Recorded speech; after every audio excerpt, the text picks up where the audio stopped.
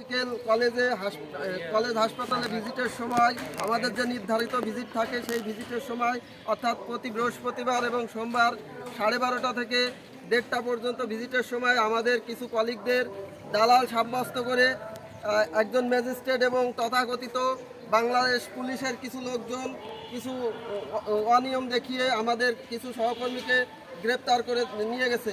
এর তীব্র প্রতিবাদ জানাই। আর তারই ধারাবাহিকতায় কেন্দ্রীয় ফারিয়ার নির্দেশে আমরা ডামুড্ডা ফারিয়ার প্রতিবাদী মানববন্ধনের আয়োজন করেছি।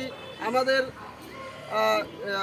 প্রস্তাব হলো যে আজ দেখেন বাংলাদেশের বেশিরভাগই শিল্প কারখানা অর্থাৎ ওষুধ শিল্প খাত ধ্বংসের দ্বার প্রান্তে।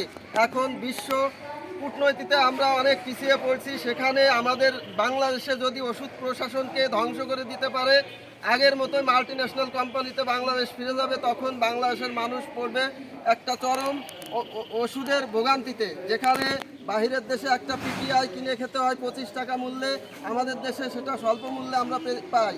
এরই একটা কারণ হলো আমরা আমাদের প্রতিষ্ঠানগুলোতে নিজ উদ্যোগে নিজ প্রতিষ্ঠানে আমরা আমাদের প্রোডাক্টটা উৎপাদন করতে পারি এবং এই প্রোডাক্টের যে গুণগত মান, এই প্রোডাক্টের স্ট্রেংথ, এই প্রোডাক্টের মুড অফ অ্যাকশান, এইগুলোই আমরা নতুন নতুন মলিকুল ডাক্তারদের সাথে শেয়ার করতে যাই। এই ধারাবাহিকতায় আমরা যখন ডাক্তারদের সাথে আমাদের সাক্ষাতে গিয়েছিলাম, এই সময় কিছু সাংবাদিক এবং কিছু পুলিশ এবং একজন ম্যাজিস্ট্রেটের সহায়তায় দালাল সাব্যস্ত করে আমাদের গ্রেপ্তার করা হয়। আবারও আমি এই কাজের তীব্র প্রতিবাদ এবং নিন্দা জ্ঞাপন করছি।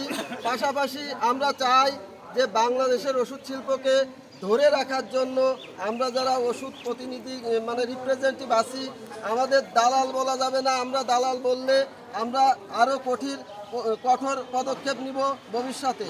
এই বলে আমি আমার সংক্ষিপ্ত বক্তব্য শেষ করছি। এ পর্যায়ে সংক্ষিপ্ত বক্তব্য রাখার জন্য আমাদের ডামুড্ডা ফারিয়ার সাধারণ সম্পাদক মোহাম্মদ আনিসুর রহমানকে সংক্ষিপ্ত পরিসরে কিছু কথা বলার জন্য অনুরোধ করছি।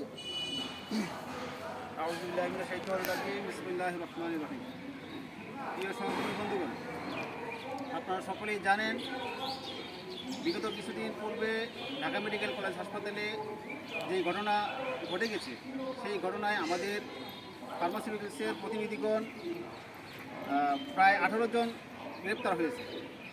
আপনারা জানেন যে ম্যাজিস্ট্রেট সহ ওইখানকার কিছু পুলিশ অফিসার ছিল এবং কিছু আনসার বিডিবির লোকও ছিল। তারা দালাল সাব্যস্ত করে আমাদের 18 জন সহকর্মীকে গ্রেপ্তার করেছে।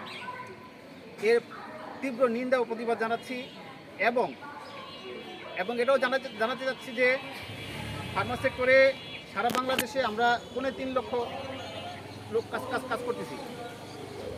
তো সেই ক্ষেত্রে আমরা চাচ্ছি যে আমাদেরকে সুষ্ঠু পরিবেশ, কাজের সুষ্ঠু একটা পরিবেশ তৈরি করে দেওয়া। সরকারের কাছে অনুরোধ, আমাদেরকে যেন সুন্দর মতো একটা কাজের পরিবেশ তৈরি করে কাজ করার সুযোগ তৈরি করে দেয়, সেই আহ্বান আমি জানাচ্ছি।